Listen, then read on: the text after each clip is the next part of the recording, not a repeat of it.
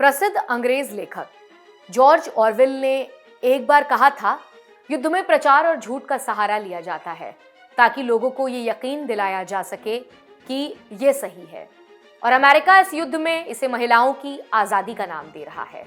मेरा उन तमाम लोगों से एक सीधा सवाल है जो इस जंग को जायज़ ठहराने के लिए बार बार एक ही तर्क देते हैं कि ईरान में महिलाओं की आज़ादी का दमन किया जाता है। ठीक है, चलिए एक पल के लिए मान लेते हैं कि यही आपका आर्ग्यूमेंट है, यही आपका पोजीशन है, लेकिन क्या महिलाओं की आज़ादी के नाम पर अमेरिका को लाइसेंस टू किल मिल जाता है कि वो ईरान की धरती पर मासूम बच्चियों पर मिसाइल बरसा दे?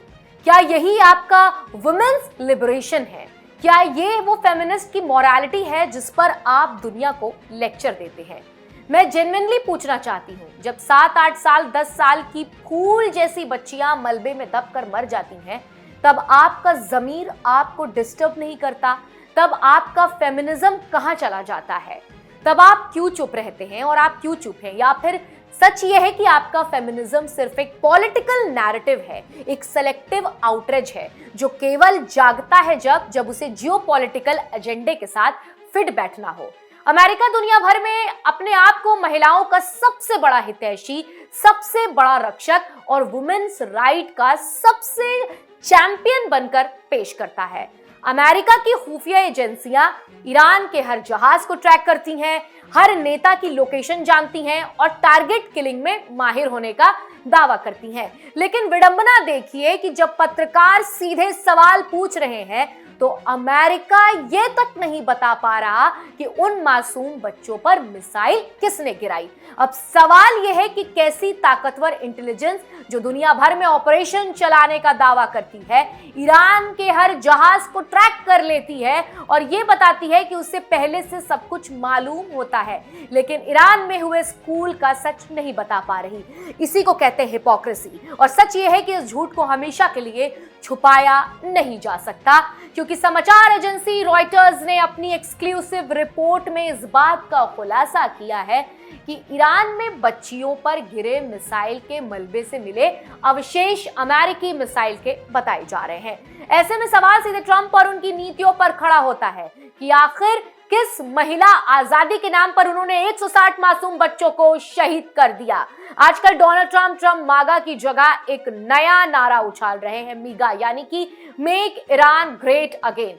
सुनने में ये नारा बड़ा दिलचस्प लगता है, लेकिन सवाल यह है कि क्या 7 से 12 साल की उम्र की उन बच्चियों की मौत के बाद ईरान को महान बनाने की बात की जा रही है? क्या ये वही रास्ता है जिससे किसी देश को ग्रेट बनाया जा सकता है?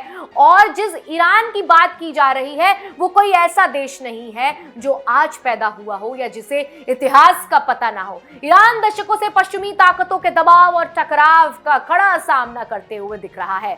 ये वो मुल्क है, ये वो कौम है जिसने लंबे समय से पश्चिमी नीतियों के सामने झुकने से इनकार किया है। यह हर मुश्किल के बावजूद पहचान और संप्रभुता को बचाए रखता है। इसलिए समझ लेना चाहिए कि ईरान वो देश नहीं, वो मुल्क नहीं, वो कौम नहीं जो घुटने टेक दे।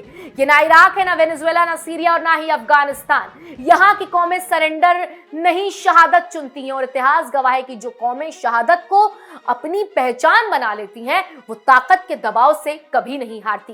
स्पेन की वामपंथी राजनेता मैनुएला ब्रेटोन ने मैड्रिड की विधानसभा में इसी मुद्दे पर तीखा सवाल उठाया है। उन्होंने कहा है कि अगर ईरान की महिलाओं की रक्षा के नाम पर अमेरिका और इजराइल बमबारी कर रहे हैं तो उसी हमले में स्कूल की छोटी छोटी बच्चियां क्यों मारी गई? ब्रेटोन का कहना है कि एक तरफ फेमिनिज्म और महिलाओं की आजादी की बात करना और दूसरी तरफ उन्हीं के नाम पर युद्ध को सही ठहराना एक गहरी कॉन्ट्रडिक्शन है। क्या वुमेन राइट्स का मतलब यह है कि आप उन बच्चियों की जान ले लें जो खुद अभी अपने सपने बुन रही थी? क्या फ्रीडम का मतलब बम और मिसाइल से तय होगा? क्या सचमुच आप मानते हैं कि किसी देश की महिलाओं को आजाद करने का रास्ता मिसाइल्स और वॉरप्लेन से होकर जाता है? अगर आपका जवाब हाँ है तो फिर साफ साफ कहिए कि ये फेमिनिज्म नहीं, हिपोक्रेसी है। ये वुमेन्स राइट्स एंड मूवमेंट नहीं, ये पॉलिटिकल प्रोपेगेंडा है, क्योंकि असली फेमिनिज्म कभी भी मासूमों की लाश पर खड़ा नहीं होता। असली फेमिनिज्म किसी बच्ची की मौत को डैमेज बताकर जस्टिफाई नहीं किया जा सकता।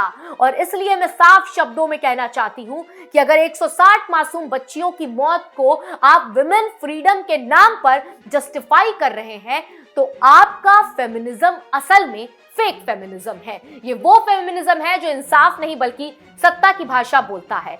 ये वो फेमिनिज्म है जो इंसानियत नहीं बल्कि डबल स्टैंडर्ड पर खड़ा है। आप आखिर किस आजादी की बात कर रहे हैं? क्या इन 160 मासूम बच्चियों के खून से आजादी दिलाई जाएगी? क्या यही वो फ्रीडम है जिसका दावा अमेरिका करता है? स्कूल में पढ़ती फूल सी बच्चियों पर मिसाइल गिराकर किस ईरान को आजाद करने की बात हो रही है? किस ईरान को महान बनाने की बात हो रही है? ये कैसी लिबरेशन है जिसमें किताबें पढ़ने वाली बच्चियां मलबे में दब जाती हैं और फिर भी दुनिया से कहा जाता है कि ये महिलाओं की आजादी की लड़ाई है।